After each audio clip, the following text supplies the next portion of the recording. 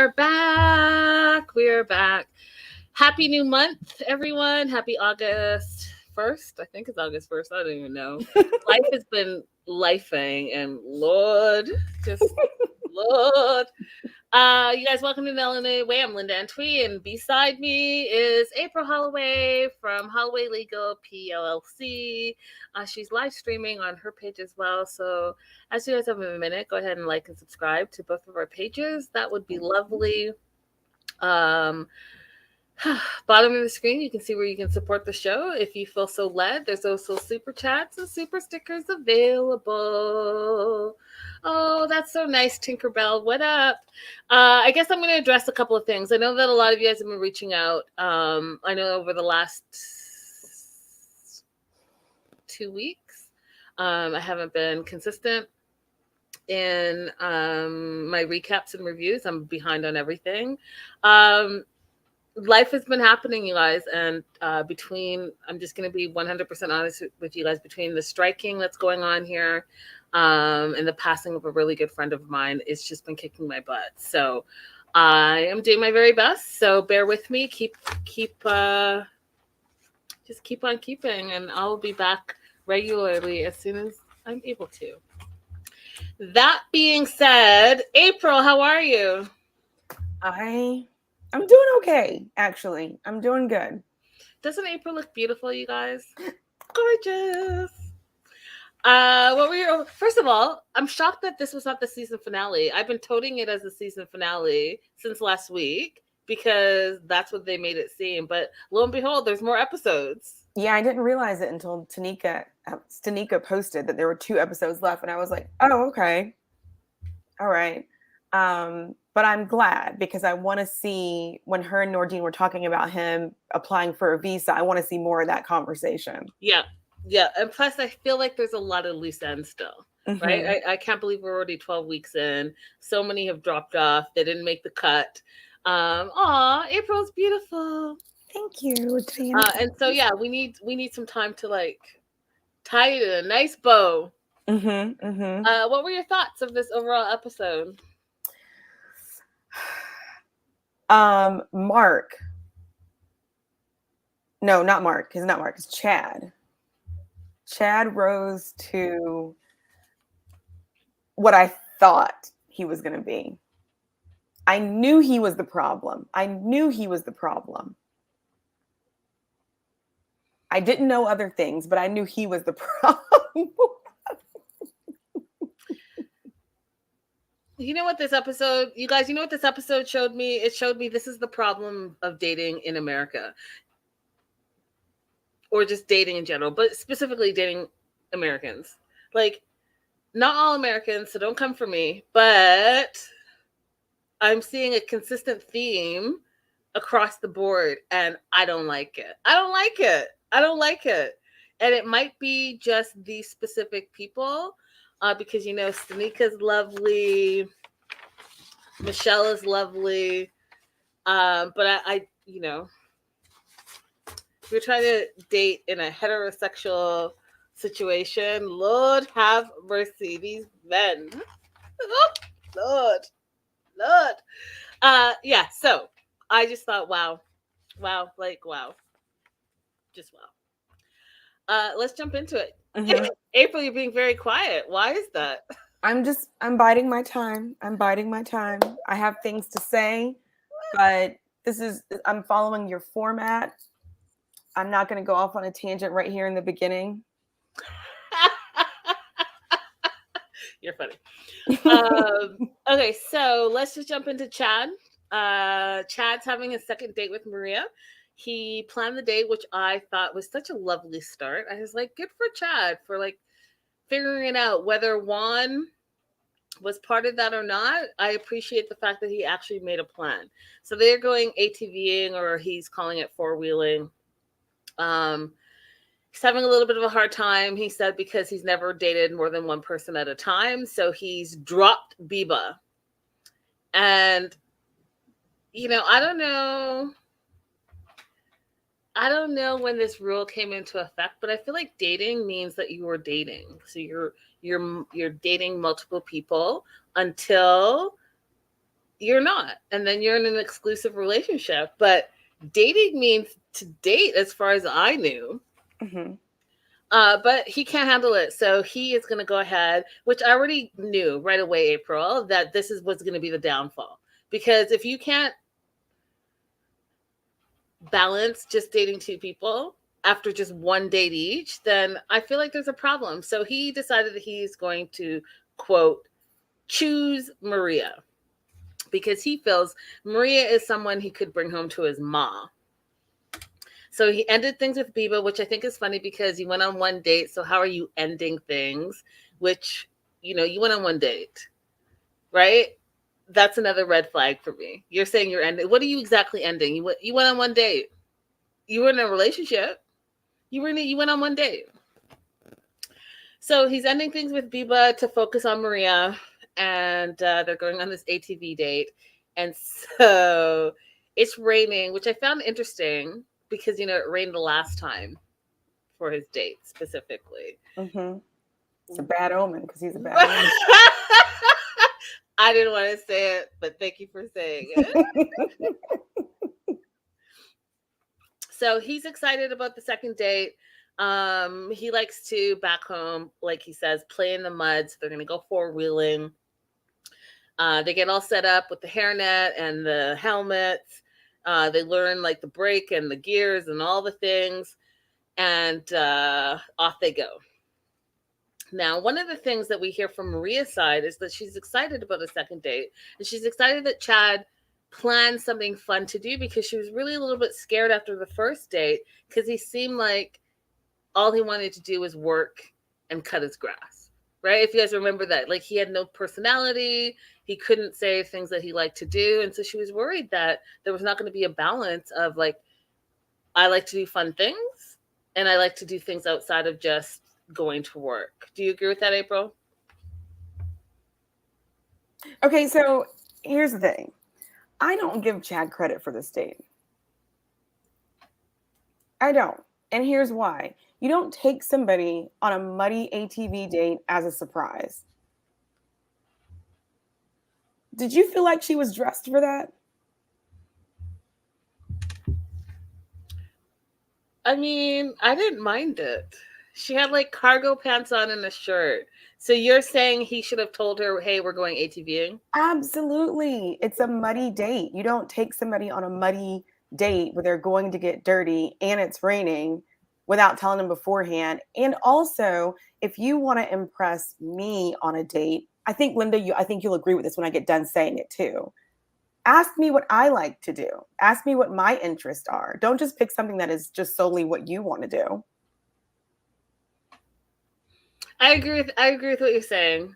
I love ATVing, so I guess that's why I was like, "Oh, cool, fun, let's do it." But I get what you're saying. Like he did what he wanted to do because that's what he always does, which is selfish. You're right.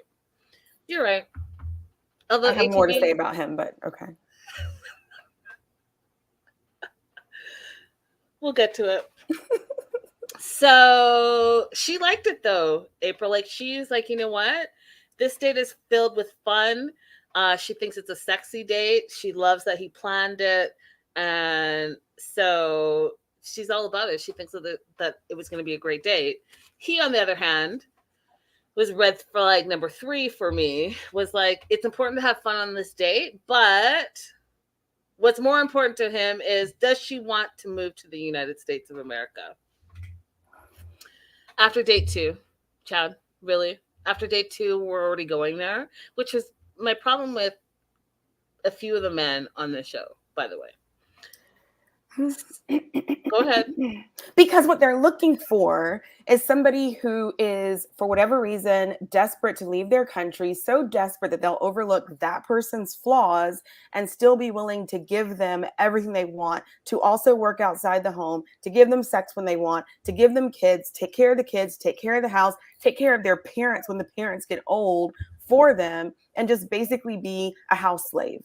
That's what these people are looking for. When you're dating an American man, please be careful that he's just looking for you because he can't get every single drop of life squeezed out of an American woman that same way.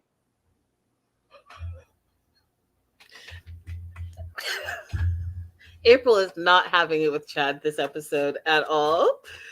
Your face right now. I feel like you want to say more. I just get so frustrated by immigration policy because there are some women who are in those situations. They come here, they're being abused financially, emotionally, physically, and it's very difficult for them to get out of that situation because the person is holding the green card over their head.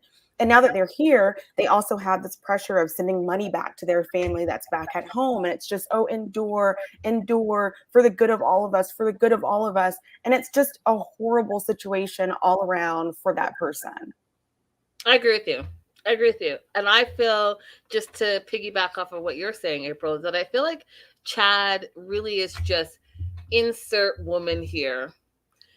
And she must be beautiful, and she must have no goals and aspirations of her own. She must just want to be with me, and I have to be the sole focus of her entire life moving forward. And if that's not the case, then I can't be with you. Because what was difficult to see in this episode is Chad's unraveling, right? So I've already named 3 red flags. April has already named a couple of red flags as well. So we're not even at the tip of the iceberg. And you can already see that, listen, Chad, you have issues that you need to work on. You shouldn't be dating anyone, as far as I'm concerned, because you have some deep-seated issues, which we'll get to. But it was more than a red flag. It was like a red banner. He doesn't listen to anything that she says. Okay, let's go on.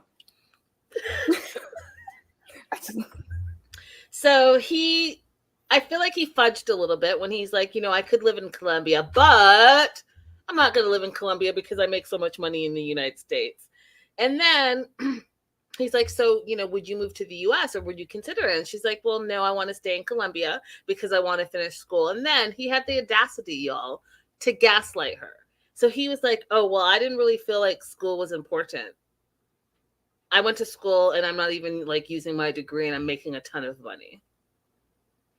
So because you decided that you were going to go in a different direction in your career, you're trying to tell her, because you're being selfish and you want to make sure that this beautiful woman comes to you and your aid and your needs, and disregard the fact that she's on a trajectory of her own that she says is important to her. We're going to just put that aside. We're going to say, well, your needs and wants and hopes and dreams are not important. So you're going to gaslight her? Stop it. Just stop. It's ridiculous. I also have a pure speculation. Somebody who knows more than me about this topic, please say something. But a lot of farmers in the US make money simply because the government gives them money to either farm or not farm. It's not because there's any particular skill to it in some instances, but it's just because there's so much money in agriculture that goes to white farmers in particular. And so I feel like, just like another person who got a bunch of loans from the PPD loans and never paid them back, that might be where a lot of his money's coming from. Renee, hi Renee, girl, hey girl, hey. I want to address this. And we're gonna have to agree to disagree. So Renee says Chad has no social skills, but I don't think that that's gaslighting. I'm gonna have to 100% disagree with you. When someone says to me, if I say to April, you know what? I make a shitload of money, which I don't, but this is just a hypothetical. I make a shitload of money, so why bother getting a law degree? Why bother doing that? That is 100% gaslighting, because guess what? I know that the law is important to April. I know that she spent time studying for years and years and years to become an attorney. And so for me to belittle that is 100% gaslighting, in my opinion. I mean, basically, what I feel like he was trying to get to was, you don't need to finish school. You can just do what I want you to do. The normal course of that conversation should have been, oh, what are you studying? How much longer do you have left? What kind of career do you see coming out of it? If he was truly interested in her as a person, but he's only interested in what he wants. So he's going to disregard that she said she wanted to study, try to get her to disregard that she wants to study. And I don't know the technical definition for gaslighting. Maybe it isn't the technical definition, but it most certainly is a disregard for what she said. Absolutely. That's exactly what I said earlier, and I'm sticking to it, and I agree with you. I agree with you. Can you imagine? Because in a healthy relationship, you would be like, hey, what are you studying? And if we want to build together, how can I be of support of your hopes and dreams and goals so that at the end of the day, we can both be successful and enjoy that success down the road together? But Right. because that's not what he wants, he just wants, again, insert beautiful woman here to attend to all his needs and wants. And like April said, really, it's about him. Like he said, he's always wanting to be married and have kids. So he literally wants to bring over a breeder and someone to take care of him and those children. And it can be insert whomever, as long as they look the way he wants them to look. So can you imagine Chad after, let's say Maria says, yeah, I'll come. And let's say she has her first baby and maybe she doesn't bounce back. Maybe she doesn't care to bounce back. Maybe she just decides that she's going to live the life the way she wants to be living because she's happy and healthy. Can you imagine how Chad would treat her? Because now she's not the idol and aesthetic that he originally wanted. Because it's not about Maria, you guys. It's about what he thinks is attractive. Exactly, because he couldn't tell us 3 things right now that make him compatible with Maria that have nothing to do with her looks. He couldn't do it. At all. And nor is he interested, because he's had plenty of opportunities to ask her about herself, and he hasn't. Because what? It's all about what he wants and his needs. So, he's like, so what do you want for the future? Could you do long distance? And she's like, you know what? Right now, I'm just having fun. I definitely need to have more dates. I need to get to know you more, and we need to get to know each other more. So right now, no, the U.S. is not in my plans. That's what she said. So he leaves it at that moment, right? Because he's having a good time. Gets a flat tire on his ATV. So he's like, ooh, perfect timing, because guess what? That means he gets to touch her, which was like a whole nother thing to me. So they drive back or ride back together. Next red flag for me, April, was the fact that he's like, he would have had a ring already, because you know when you know. And I started laughing, you guys, because he's 3 times into being engaged. It's clear to me that you don't know. You don't. So you know when you know, but you have not known, nor do you know right now. Mm-mm. So I'm glad that there's no ring involved here, because it got progressively worse. Mm-hmm. And I can see why your engagements are failing, because you're again, insert woman here, and it has nothing to do with the woman. Any thoughts, April? No, I agree with everything. He's okay. I do have a thought. I'm so glad that Maria is the person that he tried this with, so that she could be like, no, I'm happy in my country. I'm happy in my pursuits. I'm okay with just dating. Because if it had been someone else, they wouldn't have been able to stand up to it. You know, like, think about him with Mike. The pressure was so hard on her that she went along with this relationship she didn't want to be in for so long because of all this pressure from her family and everybody else, until she just hit her breaking point. That guy was the worst. Woo! Oh God, he's still horrible. Oh, so the worst. Incel times 1,000. Mm-hmm. Okay, so they're meeting for dinner, so the date gets extended, and he really wants, again, another red flag in my opinion, because you guys, it's the second date. He's also gone on another date with a different woman, so like, calm the F down. But he wants to know, 1, how Maria feels about him, and 2, he wants a kiss. Maria's top was so cute. That's my new goal in life, to be able to wear this kind of top. Same, girl, same. My new goal in life is to be able to fit into my regular skinny jeans. Even my fat jeans at this point.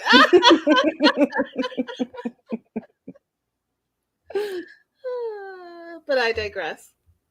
So he wants to know how Maria feels about him, and he wants a kiss from her, which, you know, you guys, I feel like you have to be in the moment, and both people have to be willing participants. You know what I'm saying? Like, it's not just what you want, Chad. It's, are you in the moment? Are you both on the same page? And are you both willing participants? Like, I just want to say F you, Chad. Do you know what I mean? I want to say Chad is acting very Chadish, and I don't appreciate it. So he goes on to say that Juan told him to not rush and slow down, but he's going to ignore Juan's advice because sometimes you have to push forward. I'm going to tell you exactly this. What's the saying, April? If you always do what you always done, you're always going to get what you've always gotten. This is why your relationships fail. It is blinding to me how you don't see how you, Chad, are the reason why your relationships don't work out. It's amazing to me, Chad, that it's all about you and how selfish you are when you are trying to say that you're in a relationship. And it's amazing to me, Chad, how quickly, as a 38-year-old man, you move, and it feels to me like you're moving out of desperation rather than genuine interest in another person. Absolutely it is. You have your own specific timeline that you feel that you are behind on. So instead of you doing the work, Chad, on yourself and your issues and your trauma and your anger and your control and the fact that you do not appreciate nor respect women, I could go on. But the fact that you, Chad, decide that you don't have to do any work for yourself is why we are where we are. Yeah. I felt so bad for Juan in the second because I'm like, he got 3 horrible people who refused to listen to him. I just want to say for the record that from day one, I said that Juan had the worst roster, the hardest roster. So, just saying. So he's going to ignore all the advice that Juan has given him, even though, you know, you paid a matchmaker to help you match with someone and do things differently because clearly whatever it is you're doing is not working.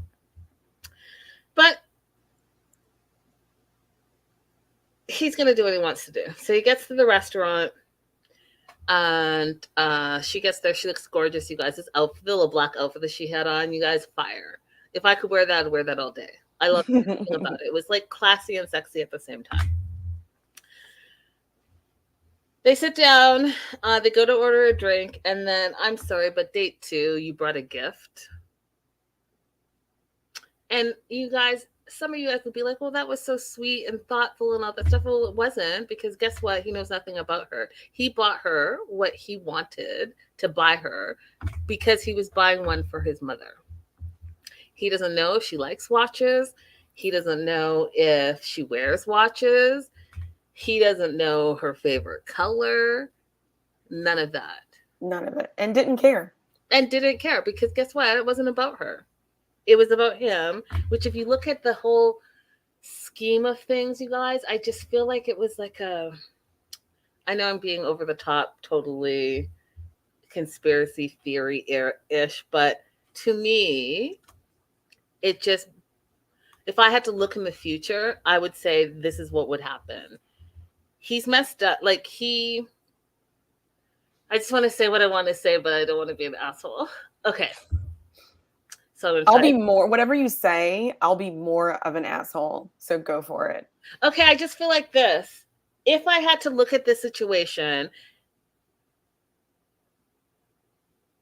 and look at Chad in his current way of being without him doing any work to better himself, then I would foresee that if a Maria type came over to wherever he's from, Tennessee or whatever, and got stuck in a city where she knows no one and may have language difficulties and is isolated, if she indeed then also has to rely on him financially, and then they get into a fight, I just feel like it would be a DV situation.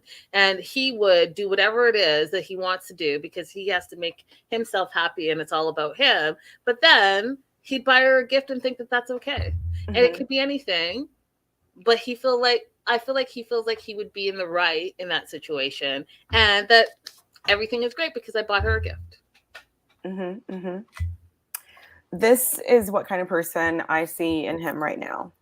I got a phone call before from someone who they were living in the US, their spouse was a resident, a newly received green card resident, and they wanted to accept a job overseas, but they were calling because they wanted to find out how this will affect their partner's residency. So I was giving them the requirements that the person with residency has to be in the United States for a certain amount of time to maintain that residency, but they could request permission to be out for longer before they left. We're going through all of that. And then I said, but I would need to speak to her because if she wants to become a citizen, then there are more stringent requirements. And we don't want her to miss the opportunity to become a citizen or to be stuck outside the United States if you guys are no longer together. And his response was, if we're not together, I don't want her to be able to come back here. And that's the kind of person that I think Chad would be. 100%. 100%. This part. You're getting me muddy. That's what Chad said. Because at the end of the day, guess what? It's about Chad. Exactly. You arranged this date. You picked the activity. You rolled up beside her. And then you said, you're getting me muddy. That is such a good synopsis of how everything is happening for him. That part. So he buys this watch, and we know it's not about Maria because we find out too that he bought one for his mom. And then, by the way, do you want to say a quick hello and FaceTime my mother? Can you imagine being put in that situation on a second date? You want to say, hell no, because I don't even know you. Why would I want to meet your mother? But then you sound like a jerk. You don't want to hurt the person's feelings. But at the same time, hell no, no. Hell to the no. Linda, this happened to me. This happened to me with the French Algerian guy that I told you about. Uh-huh. But I was so like head over heels for him so very quickly that when his mom called, and he was like, hey, it's my mom. Can you say hi to her? I was like, bonjour. Of course he did.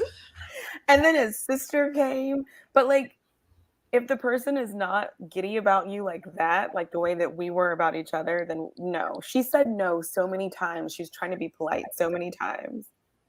Yeah, that was really horrible that he didn't. When somebody runs past your no like that, I think that's another red flag. Yeah, because he didn't care. He doesn't care about her. He cares about his wants and his needs and what makes him happy. I'm going to take a minute to shout out Ty, Tamkar Ofar, Renee, Amanda, and Aubrey. Actually, Aubrey and Vanessa and Tinkerbell. Hello. Hey, girls. Hello, everybody. Okay, so between the gift and the friggin' talk to my mama on FaceTime to do you see something with us? And she's like, why are you asking? Well, I want to know if you like me. I want to know if you care about me. How do you feel about me? Dude, it's been 2 dates. She doesn't even know you. Does she like you? Maybe. She doesn't know yet. Is she interested in getting to know you? Yes. Does she care about you? Probably not, because she's gone on 2 dates, maybe I'll give you 10 hours total. And how do you feel about me? She doesn't know, Chad, because she doesn't know you. So Maria, because she's a kind person, says, well, I feel like you're a very good person. He's not. Spoiler alert. Chad decides that's not good enough. Well, I want to be with you, and I want to know if you feel the same way. She starts to say that she thinks he's a wonderful guy. And when I say, you guys, he rolled his eyes at her, I would have been like, I'm done. Mm-hmm. I'm done on this date. I'm done with you. I'm done. There would have been no me coming and chasing you. There would have been none of that because, again, he's clearly showing that he doesn't care anything about what she has to say if it's not exactly what he wants to hear. The way he rolled his eyes, April, I was so irritated. I was like, first, A, you're super childish. Second of all, you're so selfish. And she doesn't even get to finish her thought because it's not what you want to hear. And she was saying something nice about you. She's saying that she thought you were a wonderful guy. Mm-hmm. Which you don't even deserve that much credit. She goes on, or she tries to go on, and he cuts her off and says, what are we getting to? Go ahead. That really grinds my gears. I've had people say that to me, or they'll say something like, turn off your lawyer brain and just tell me what you're thinking. Like, just let me talk. I didn't interrupt you. That just like cut to the chase. That's so rude. That's so rude. This person is trying to communicate with you completely. They're trying to give you a complete synopsis of what's happening in their brain. And for you to cut them off is just so rude. What are we up to now with him for just today? 6 red flags? Oh, we're beyond that. We're at least a dozen. At least a dozen. He's like a field of red flags. And this was the piece de resistance. The part that I was like, this is why I would see him as a DV abuser. He takes a drink. He screams in her face. That's all I needed to know. He freaks out. He gets up and he leaves. And basically says, I didn't come all the way to Colombia for a friend. Me and my Drake, no new friends. And I would have said, great. Because guess what? The best relationships come from friendships. So if you don't want a new friend, then bye, friend. And you don't want to be friends with your partner either, Chad? That's what I'm saying. Bye, friend. Goodbye, Chad. There's a song. How does it go? It's a song is really good for people like Chad. Oh, hi, it's me. I'm the problem. It's me. That's your song, Chad. That's for you.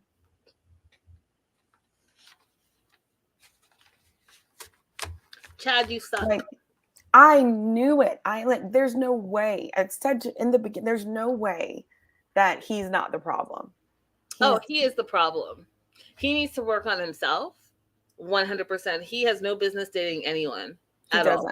And I hope that Juan gets to see some of this behavior because it's clearly not acceptable. Oh, I want Juan to call him out so hard. Same.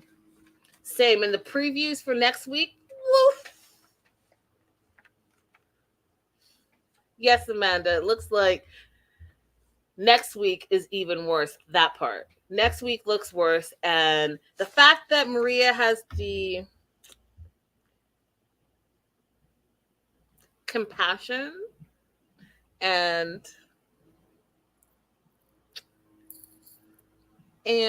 patience that she has, because listen, the eye roll took me out. I would have been done right there. But go ahead. I think it's hard sometimes for some women to react in the moment to when that happens, but hopefully she didn't go for it. Hopefully she's far away from him at this point. Let's hope. But I know it's hard in the moment to be like, oh no, this person is tripping. I'm not dealing with that. But I mean, like from the beginning of the date, when he asked her about it and she said, no, I want to stay in school, blah, blah, blah. I think she's going to be strong enough. Maria, I'm rooting for you. Oh, my gosh. Maria, I'm rooting for you too. 100%. You seem lovely. Don't give in to Chad's nonsense. Let Chad go and work himself out. Right. And then maybe. No. No. Not even. Let Chad be Chad. Chad deserves to be single. And let me tell you why he deserves to be single, because the behavior that he's showing us right now indicates to me that he's ruined some other people's lives. So he deserves to be single. You're probably not wrong. Woo, Chad. Chad was that whole freak out that he did was just I thought it was scary, you guys. I thought it was very scary that he could It is be scary. on holiday, dating abroad, and still bring in that anger. In a foreign country, in a restaurant where other people may not even be speaking English, you're going to act like that in front of, the camera's there. Whenever you're willing to act like that in front of other people, I always think you would do so much worse. Behind closed doors. Yep. I had somebody yell at me before, why are you flinching? I was doing like this while he was talking to me. So why are you flinching? I'm not hitting you. And I'm like, yeah, because we're in public.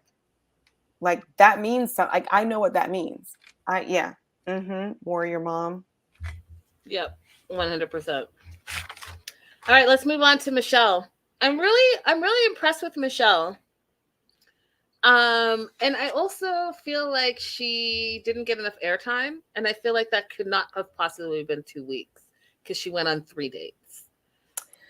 I don't think she got enough airtime either. I had a lot of affinity for her from the beginning, so I'm just glad that this is going well for her. Mm-hmm. I feel like she really has a great sense of who she is and what she's looking for. And I feel like she's open to adventure, which I think is important to be, especially when you're traveling. Mm-hmm. And I feel like she represented who she is 100% and completely. So that being said, what do you think of her segment? I felt like Katarina finally came around to what she wanted. So good for her. You were on Katarina's side last week. So I was. You were Team Katarina last week. Katarina is adapting to the client. In the beginning, it did not look like she was going to adapt to Michelle. She's going to try to make Michelle change, but I feel like she's adapting to Michelle now. Yeah, I loved it. I loved everything about this date. I loved everything about it. Everything about it was right up my alley. Mm-hmm. Okay, so she's meeting Pavel for their first date and also leaving for the airport the next day, which I thought was very sad. She is enjoying meeting him. She's an accent whore. She says she thinks they're sexy. I too think they are sexy as well. Give me an accent all day, every day. They're having this mask date. Now, we don't know too much about it in the beginning. All we know is that there are handcuffs, there is a whip, there are rose petals and candles, a light bulb, and a knife. Make of that what you must. So they get there and they see the mask, they pick the mask. They're both very adventurous and open to this because I don't think that everyone would be like, oh, hey, what are we doing? We don't even know. Let's go with it. So she really enjoyed the fact that he had an adventurous spirit. And, they sit across from each other. What I loved about her is that she was making an effort as well in the language, right? So they cheers. They say bon appetit. She says nosrovi, which is cheers in his language, which I thought was a great gesture, right? Like, hey, I'm trying to get to know you and like make you feel comfortable. And they start eating a little bit. And I thought that I was like, I want to know more. What are you eating? Because it kind of looked yummy to me. And then Katarina shows up in a mask. And what I loved about Pavel. Did I call him Pablo? Yeah. Pavel. Anyways, what I loved about Pavel is he got up and he held out Katarina's chair for her to sit down. Y'all, I'm a sucker for anything that looks like, feels like, sounds like chivalry. Mm-hmm. I'm just a sucker for it. Mm-hmm. And like, I will see it a mile away. So I love that he did that. I know I'm spending time on that, but I really want y'all to know that it's I don't care if it's 2023 and everyone's doing their own thing and we're all woo, woo, woo, woo. Chivalry is never dead, in my personal and humble opinion.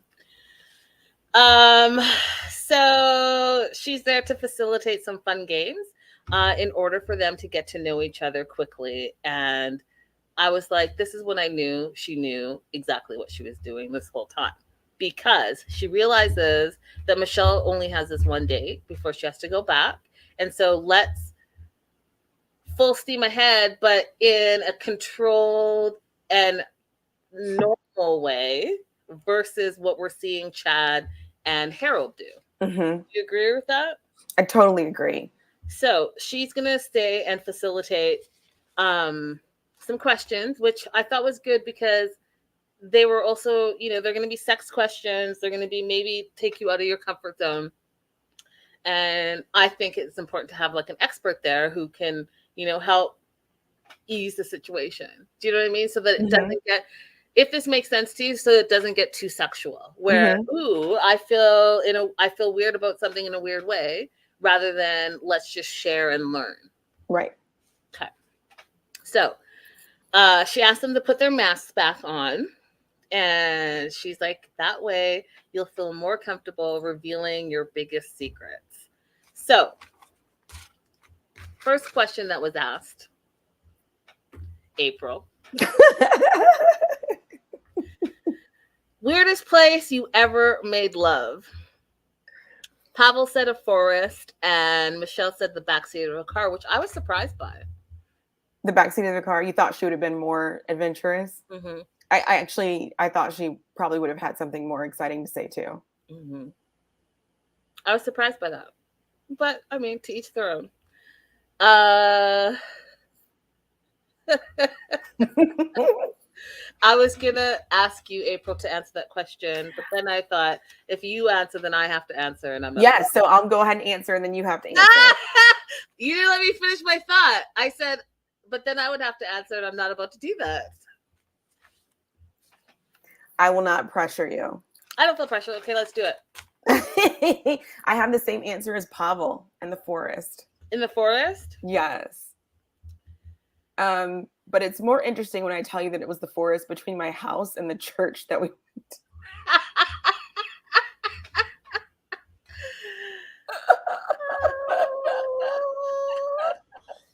That's funny.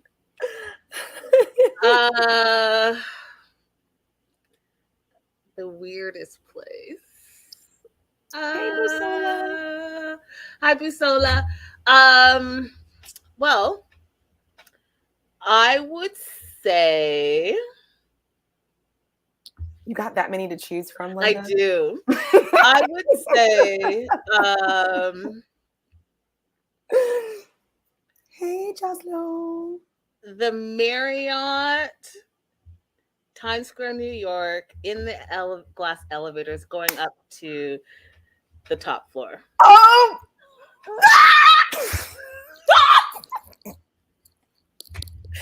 Every time I get to know you more and more, I get so excited. Okay, next question.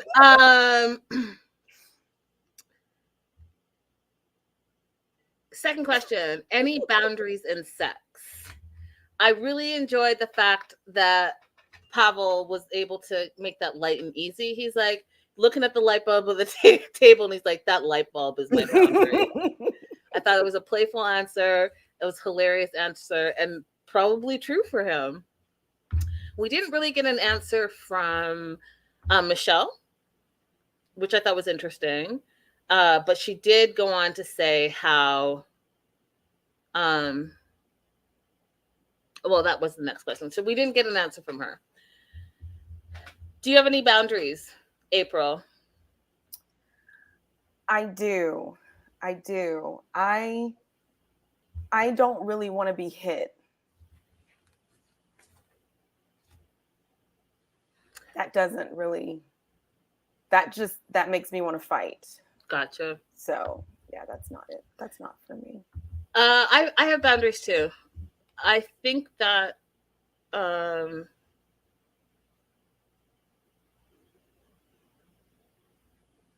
I think my boundaries are like an elastic band. It just depends on who my partner is and how comfortable I am with them. And then the next question, Katerina asks, is there anything about you that you've never told anyone before that you'd like to share with your partner? And Michelle says that sexually, up until this day, she hasn't found someone who can keep up with her. She has a high sex drive. And we didn't really get an answer from Pavel, except he said that he liked how open-minded Michelle was, and that she was very American, that he was not used to it, but he liked it. So is there anything about you that you've never told anyone before? There's nothing that I haven't said out loud to someone. Yeah, I feel the same way. Like, I feel like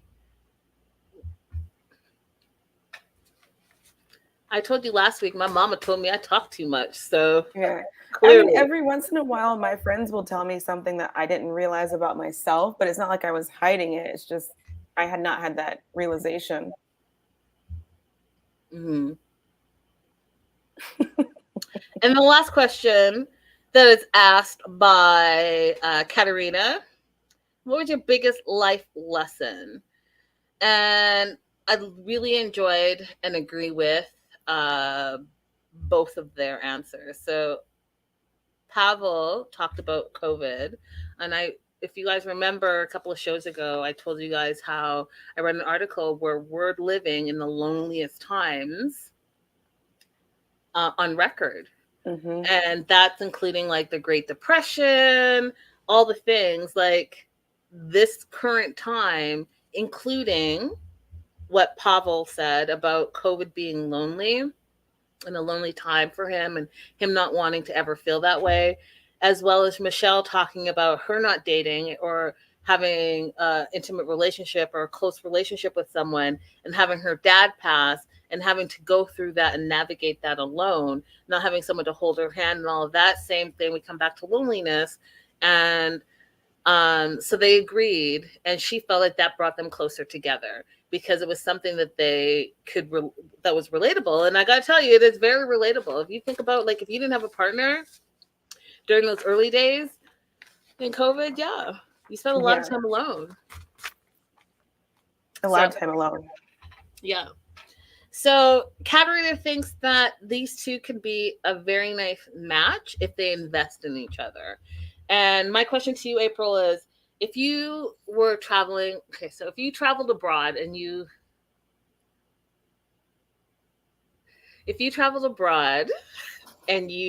met someone that you thought you might be interested in, would you be invested after one date to get to know them and see where it could go? Not just for them.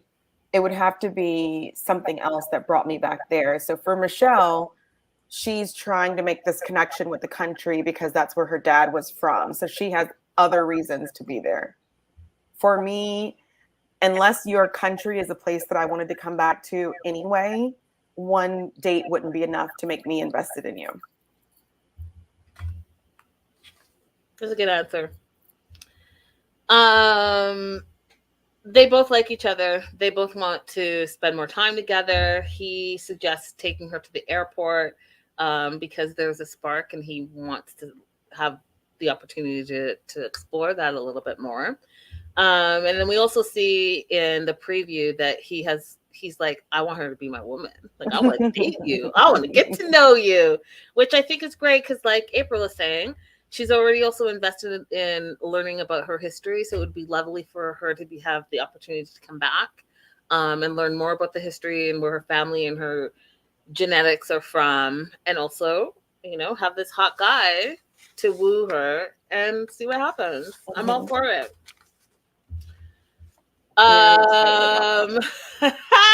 Next up, Stanika and Nordine. I just want to say for the record, I'm so happy that Stanika found her happily ever after.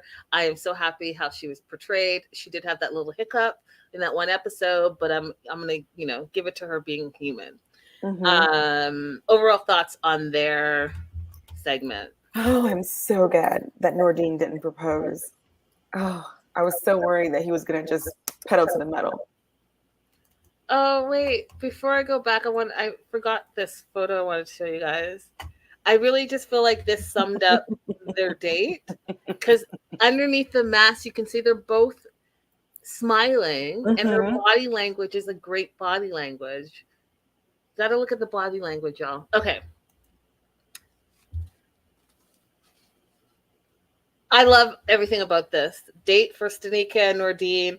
I love it. I feel their chemistry. I feel like I hope they can make this work. So, Nerdy wants to take it to the next step. Stanika's like, well, what's that next step? What do you mean by that?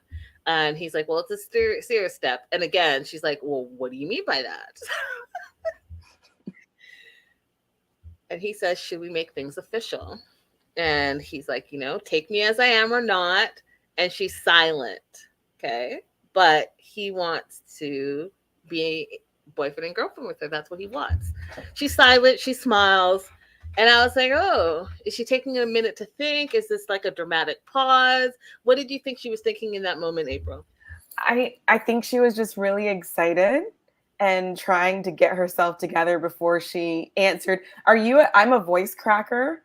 If I'm not ready to talk yet, my voice will be just like all over the place. So I just felt like she was getting herself together. Oh, I love that. See, I'm getting to know something about you too. I am always ready to talk. I am always ready to talk. That's why I'm always like, wait, what is that dramatic pause? I should try that. I should try. My voice will fall apart. I could be mid-argument with someone and just have to stop talking because I can tell my voice is about to just fall apart. That's actually it's a cute quirk. I don't have that. I'm a and then and also and you know what makes me the maddest? When I hang up and I replay the whole thing in my head and then I have a better response than the response that just spewed out of my mouth. Oh Lord. Just Riley's in the house and it has only been 22 seconds and the live chat is mad at him. You're riling people up. So it was a really cute moment, you guys, because he says, okay, we're officially together. And she screams in joy and happiness. And then she whispers, psst, it's official. I'm in my first official relationship. I thought it was adorable. So adorable. So happy for her that this is happening. Me too. Absolutely. And also, I can tell that I'm a little bit more healed because I didn't hate it at all. Like normally I would have hated it. Like a little bit of a hater would have arisen in me, but I didn't hate it at all. So I'm doing better in life too. Oh, well, that is thank you for the great stride. Thank you for sharing that healing. Because I was just like, yay, Stanika, Wonderlust, thank you so much for the super sticker. I really appreciate the support. I love it. How was your trip? How was your birthday trip, girl? Wonderlust sent me a really nice message on Instagram. Thank you so much. Aww.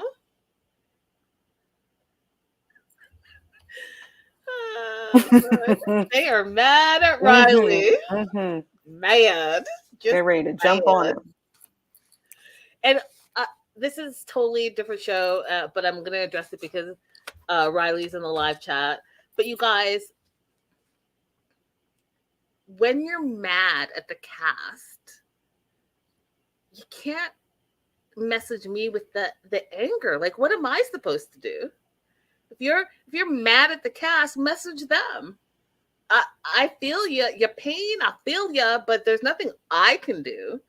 It's amazing how many people message me and be like, I can't believe so-and-so did such and such, and you should tell them that. I'm like, you tell them.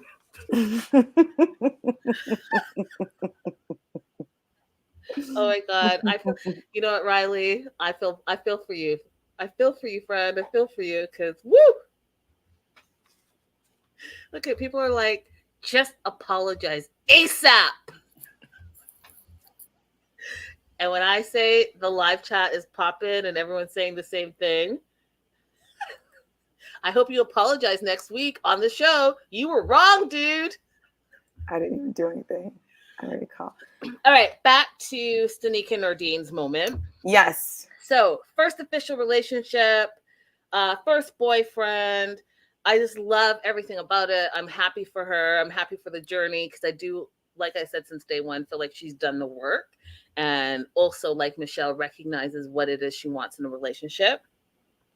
And she asked the right question. So what question does she ask? How do you feel about long distance? Which is a question you should ask if you're going to enter into a long distance relationship. Mm-hmm. And Nordine was direct and honest. He's like, there's going to be some sad times and there's going to be some challenges.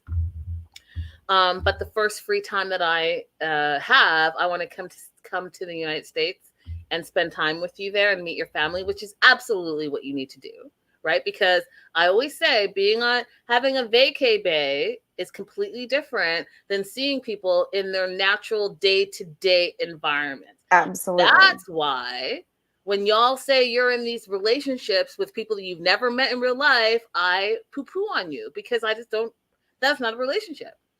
Or even that you only met once. Exactly. Yeah, filing for a fiance visa after you just met somebody once, to me, that's ridiculous.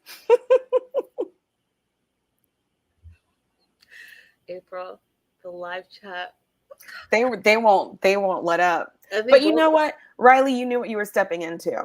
So I think that you probably had your mind right before you got here, that you knew that this was about to happen.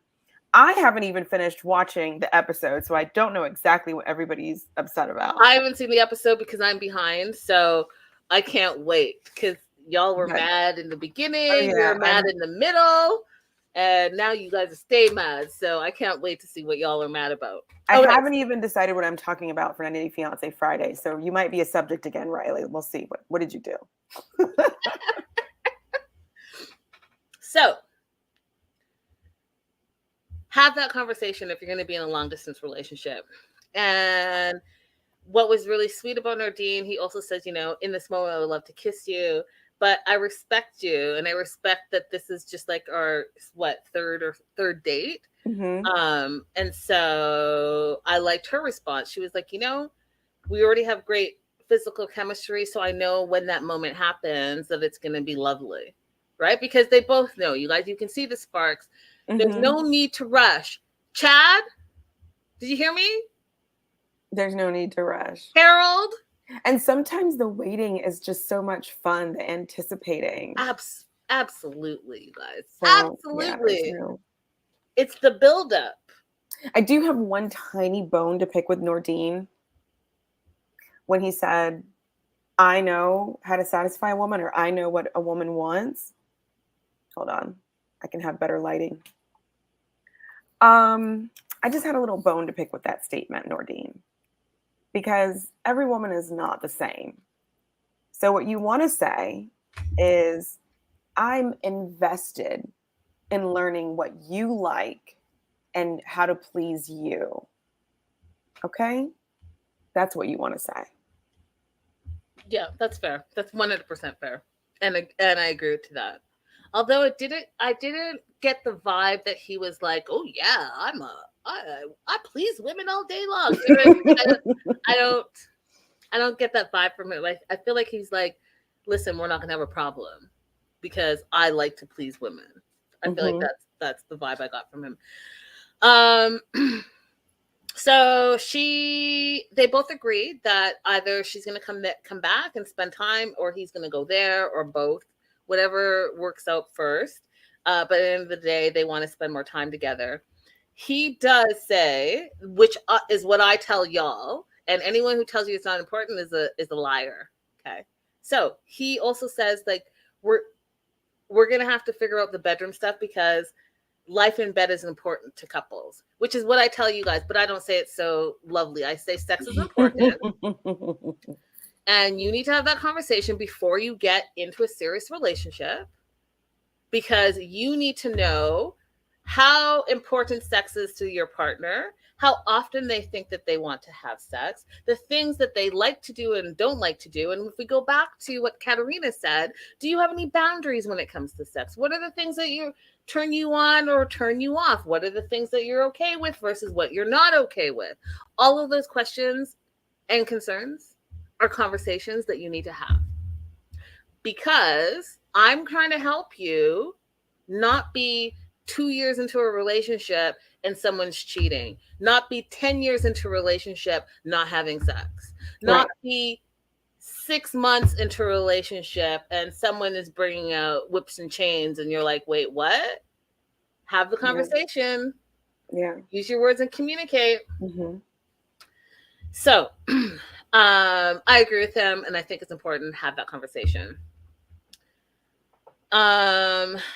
One of the things that I thought that Stanika was not right about, though, is that she was praising Nina, right? And saying Nina still has her 100% match rate. And I was like, no, because we're about to talk about Mark shortly. Well, so Stanika, I'm guessing they must not have been there at the same time. They're not in Morocco at the same time. Because they never had any conversations about Mark. So she doesn't know that Mark is bombing. No, Mark bombed. Not just bombing, he bombed. So one of the things that Stanika does say is that love does exist for everyone. She's super happy. Who knew that she would come to Morocco and find herself a man? And it was a really sweet moment because, they were sitting on the ground. And after they had dinner, she asked him to help her up. And she's like, I have a man to help me up. Nordine's off the market, y'all. He's taken. No sliding into his DM, you shady shades. You know who you are. Oh, Lord. Y'all are just still on it, eh? Woo. I'm like putting the pieces together. Okay, I'm going to have to watch it as soon as we get off of here. It was a doozy. Thank you so much. Hey all, I was thinking Tyree from 90 Days should go on this show, so he'll have a matchmaker helping him in the process of setting him up for success. 100%. Go ahead, Tyree. Match me abroad, because we already know that Tyree likes to travel, right? And we'll definitely know that he needs help in his dating situations. I think that would be great. Instead of going back to see this non-existent Carmel. You guys, though, I know it's a different show, but I'm telling you, mark my words, August 1st, there is a crazy, crazy twist coming up in Tyree's situation. I don't know what it is, but there's a crazy twist. Either he meets the faux Carmela and they fall in love and are together, or he meets the faux Christian and comes out. But there's something crazy about to happen. Okay, so that being said, we're moving on to Mark and Nina. Overall thoughts on their segment?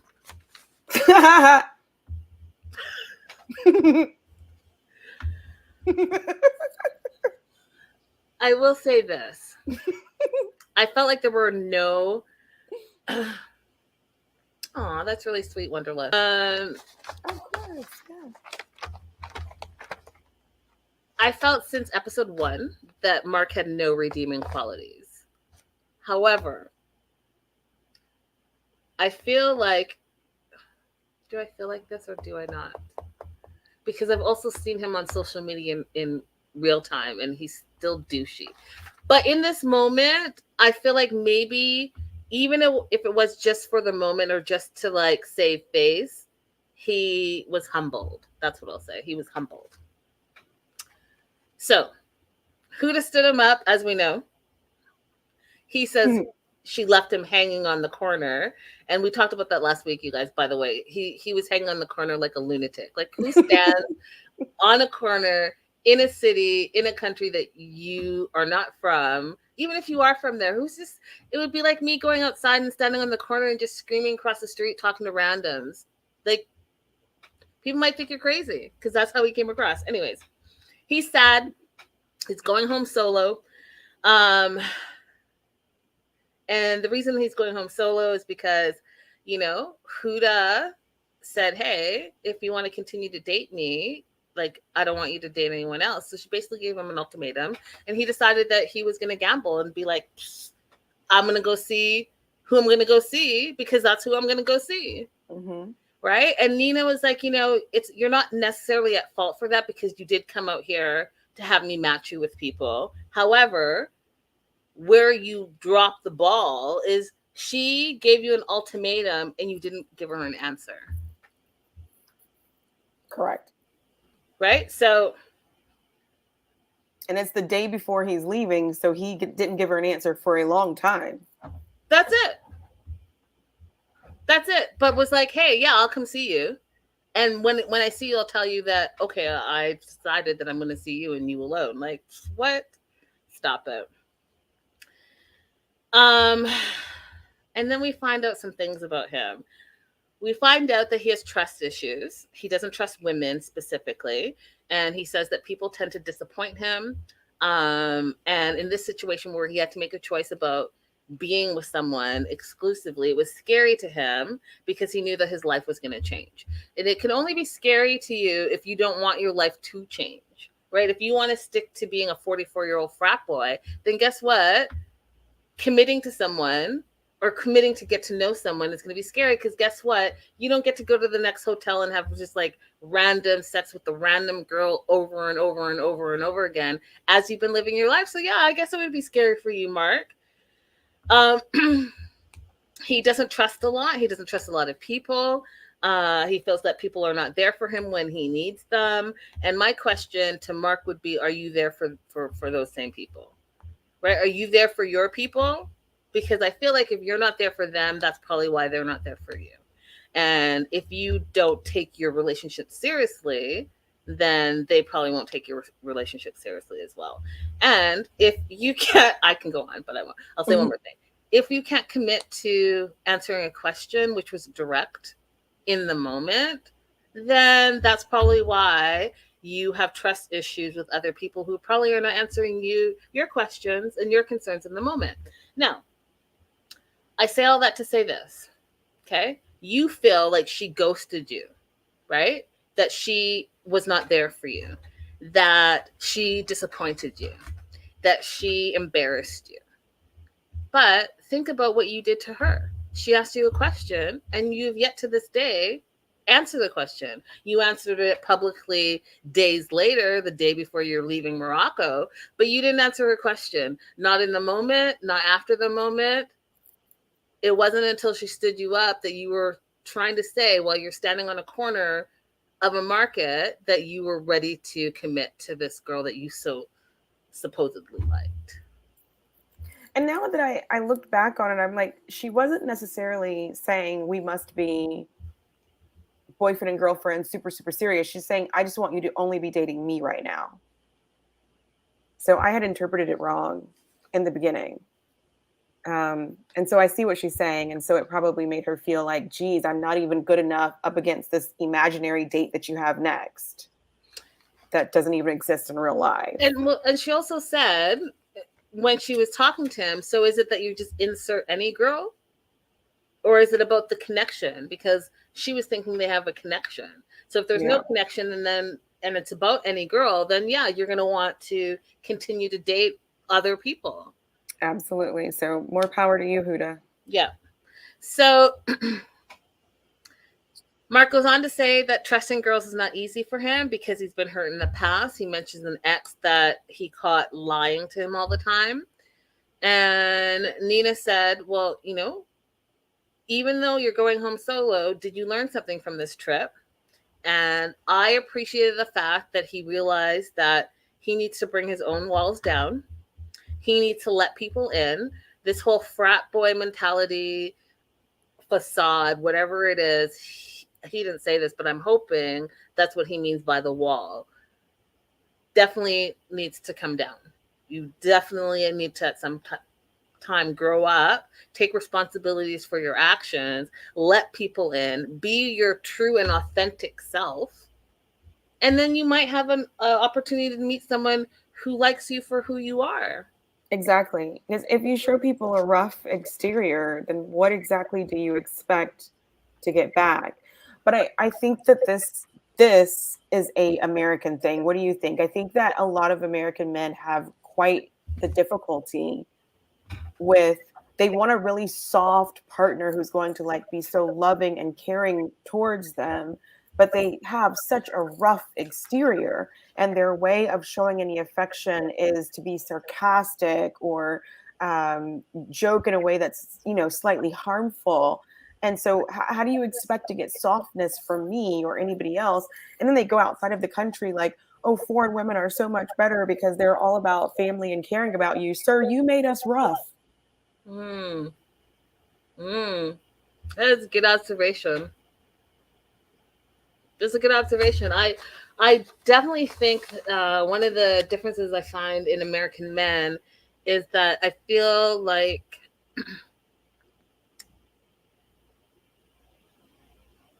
communicating their feelings has not been something that has been openly embraced. I feel like touch is always seen to be a sexual thing when it's not necessarily. And if you go to any Euro country, you go to Africa, you'll see men hugging and laughing and double kissing, all the things, and there's nothing sexual about it. Absolutely.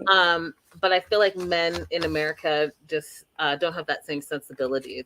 It's just a different cultural thing. And that's the reason why I think a lot of people here in particular think that men and women can't be friends, because we don't have friendly affection. We don't have friendly touch. It reminds me of how Natalie got kind of offended because Stewart was holding her hand. And we know that's just very natural for Colombians to do. It doesn't mean anything. But for her, it was like, I would never do that. Okay, calm down. Yeah. Natalie too needs to go on her solo trip. So this made me laugh, okay, you guys, because this made me, so he had this moment of, I want to say, vulnerability, where he opened up, and Nina even said, you know, this is the Mark that should have been here from the get-go. The Mark that you can see is a little bit vulnerable, and, you know, next time show more of this, right? However, this is where Mark reels it back in, where I was like, was that a genuine moment or not? So he says to Nina, you know, if I text you in the future, will you answer? And then Nina said, yeah, if it's about business. And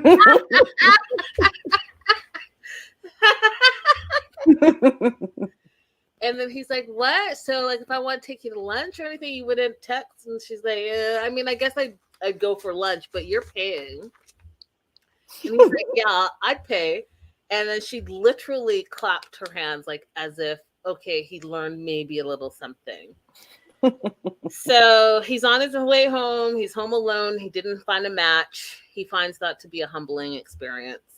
And he realized, as we all knew from the jump, that he was actually really looking for an American woman in Morocco. Absolutely. Bye, Mark.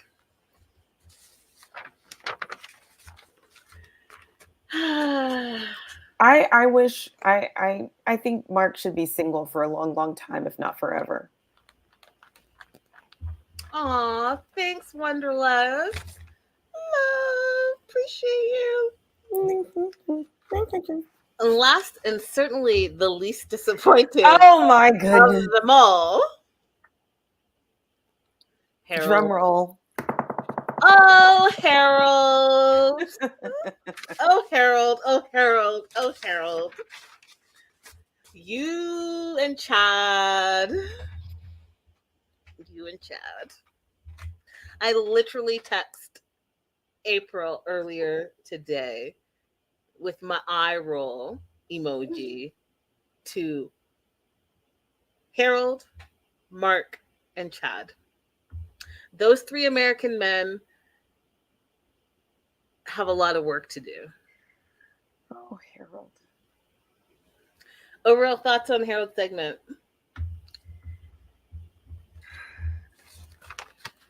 I did feel sorry for Harold. You did? I did feel a little sorry for him because I thought he's sincerely having some difficulty with reading the signs here. And I think what he should have done is he should have taken a break from the lunch dinner that they're at and called Katerina. You know, given that she wasn't necessarily prepared for him to be there, she took him to this restaurant as opposed to going to her home. He should have said, hey, here's what I thought was happening. Here's what's actually happening. Can you help me like talk out these signs of what's going on? Because he had this narrative in his head that's all made up from the fact that she kissed him, and he was having a hard time reversing course and pumping the brakes. Like he did it a little bit and he didn't propose. He only did the girlfriend thing, but he needed some more intervention that he wasn't able to give himself in that moment. You see, like he gave himself, dial it back from marriage to just being boyfriend, girlfriend, but he needed more intervention than that. You see what I'm saying? I did feel sorry for him because he is autistic and he's struggling to read the signs.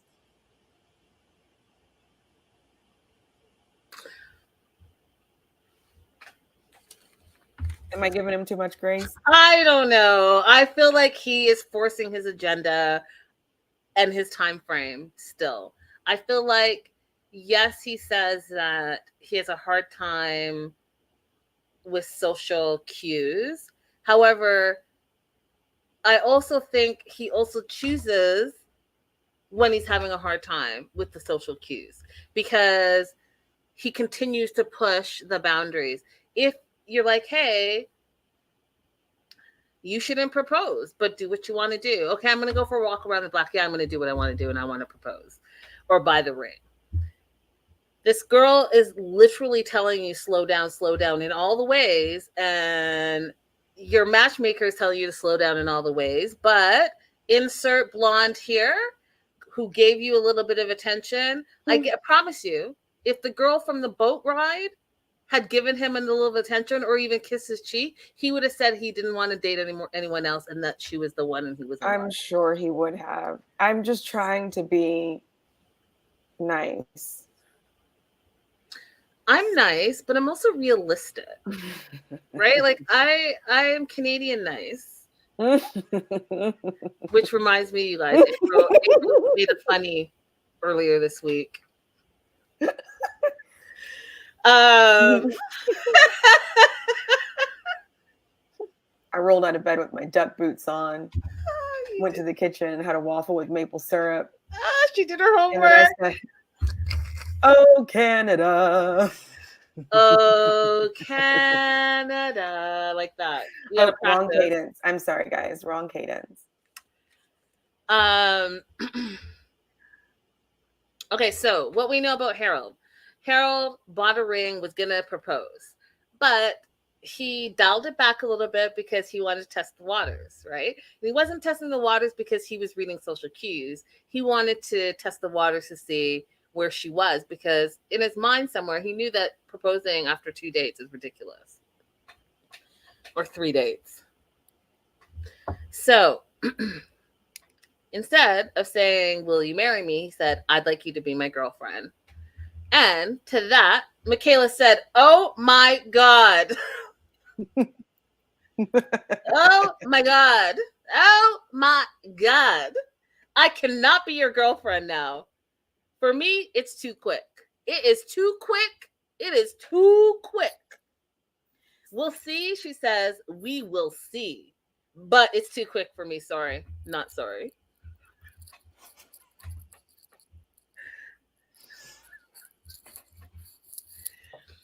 So he says he decided not to propose because he wanted to test the waters first, but he is shocked and appalled that she said no to the girlfriend.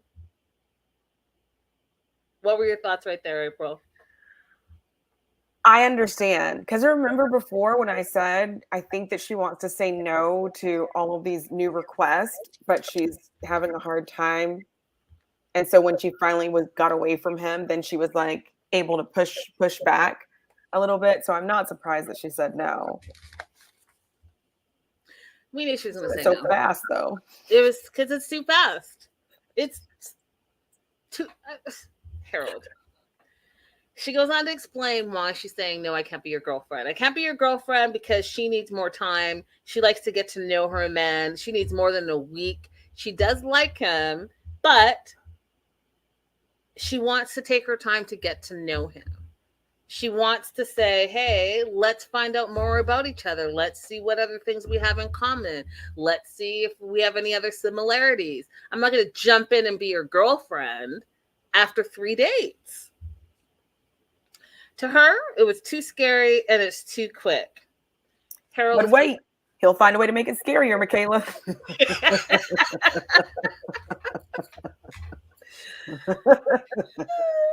Facts. Harold's taking it terribly, you guys. He's totally taking it hard.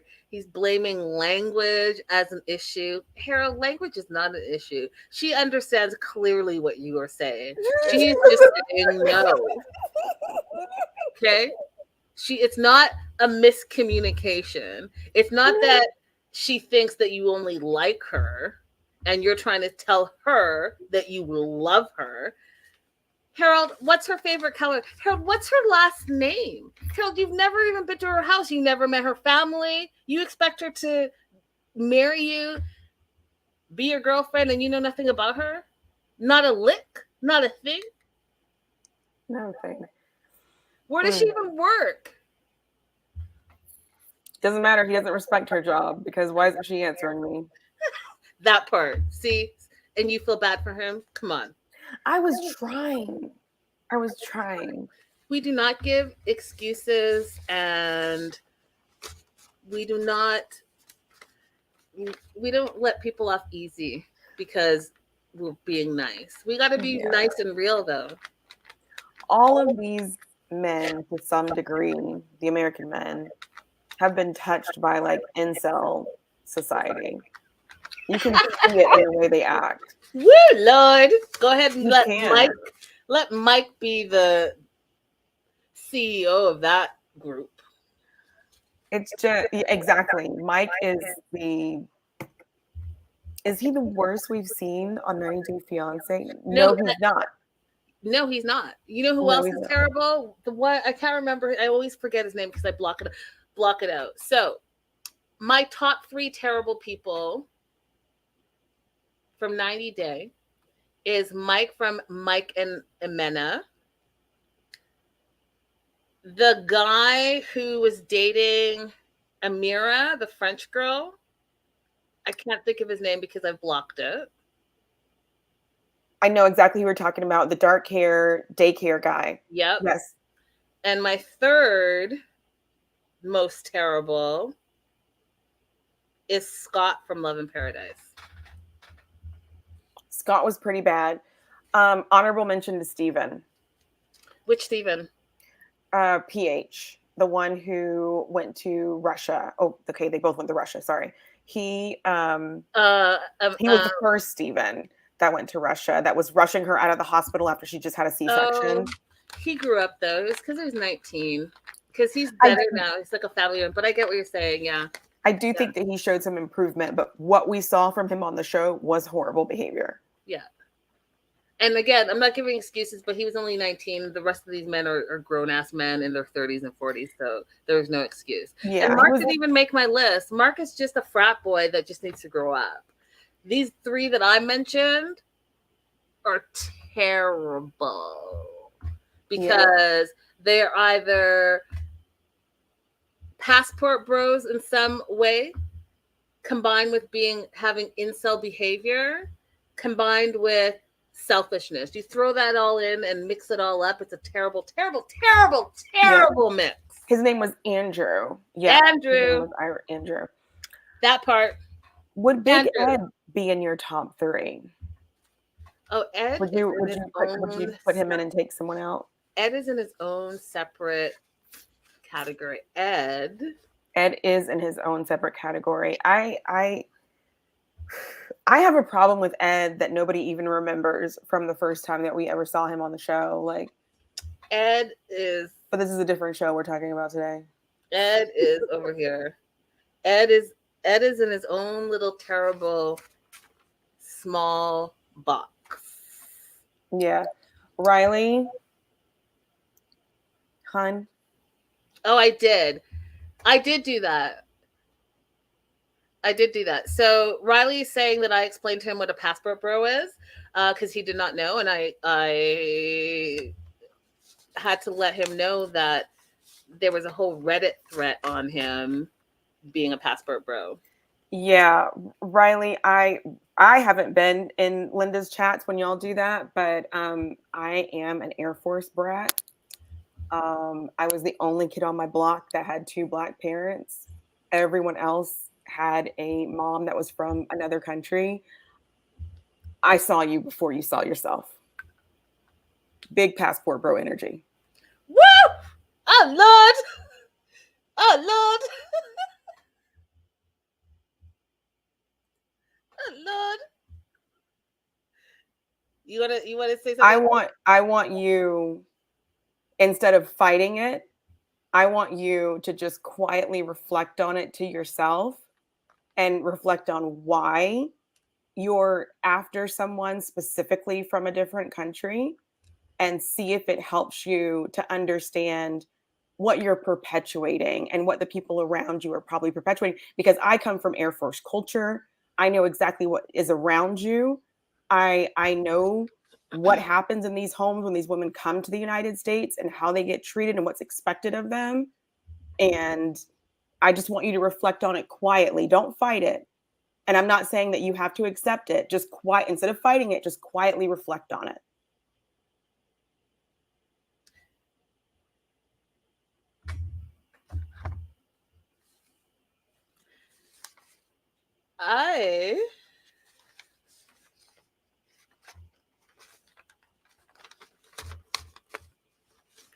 Go ahead, April. I'm telling you that, I mean, every single house on my block, except for our own house. And only one of those houses did you even see something from the other person's culture outside of the kitchen. Only in one of them. I could go on for days about this. Thank you for coming to her TED Talk. I'm glad I'm not the only one that goes off on tangents. Love it. Love you, April. Preach, go preach. Okay, back to Harold and Michaela, because we got to get through Harold and Michaela because this was like the scene. So Harold is taking it super hard that she doesn't want to be his girlfriend. He thinks it's a language difficulty, which it absolutely is not. He thinks that he's already in love, which he absolutely is not. I don't think that he really understands what love looks like quite yet, because I don't think he's ever been in love, nor do I think that he understands the concept 100%, that it's mutually inclusive. Mm-hmm. So basically she's like, I need more time. I need more time to get to know you. I need more time to understand you, and you need more time to understand me. That's all she's saying. So she wants to just enjoy the moment, enjoy the date, enjoy the restaurant. She's like, at home, I'd probably be having some eggs and bread. I wouldn't be having this fancy meal. And he agrees. If he was home, he'd be having, quote, a lonely meal by himself. So enjoy the moment. Yes, Harold, enjoy the fact that you are in the Czech Republic. Your first time you've been outside of the country. Enjoy the moment and stop making it just about you and your needs and you wanting to like propose and have a girlfriend before you go home tomorrow. Like, stop and smell the flowers. But that's not him. He is devastated. Devastated is his words, that she wants to take things slow. He cannot believe it. Why bother dating if she wants to move slow? Oh, Lord. Guess what, April?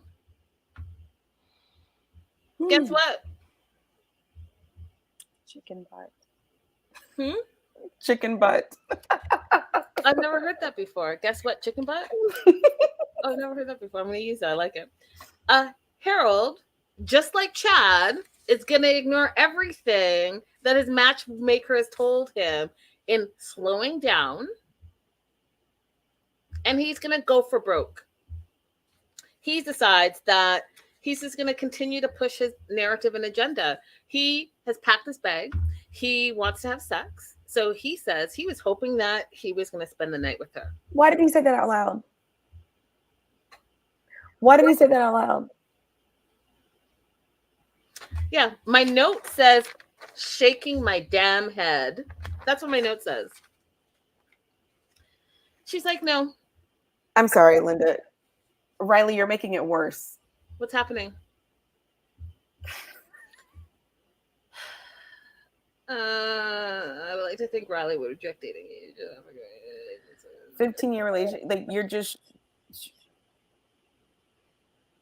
Well, SG, what I'm not about to do is make a blanket statement like that. I don't think that that's something you should do as a stereotype. As a Black woman, I don't like to be stereotyped. So I don't think that you should stereotype a whole race of individuals based on the bad behavior of a few.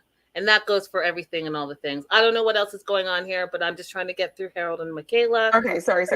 We can get back to that because that's a whole different show, which we all have, I have to catch up on. But I do want to allow the people that are enjoying Match Me Abroad to finish off this review. So that being said, Harold's going for broke. He wants to spend the night with Michaela. Michaela shuts that down immediately and says, no, but there's a hotel right down the street, 2 minutes away. Feel free. I'll see you tomorrow in the morning, but what you're not about to do is come to my place. I know I said, like, I show you my garden and all that stuff, but the way you're moving, I'm not liking it, so I'm not bringing you back to my house quite yet because I don't feel comfortable. He just spun out. Like, oh, Harold.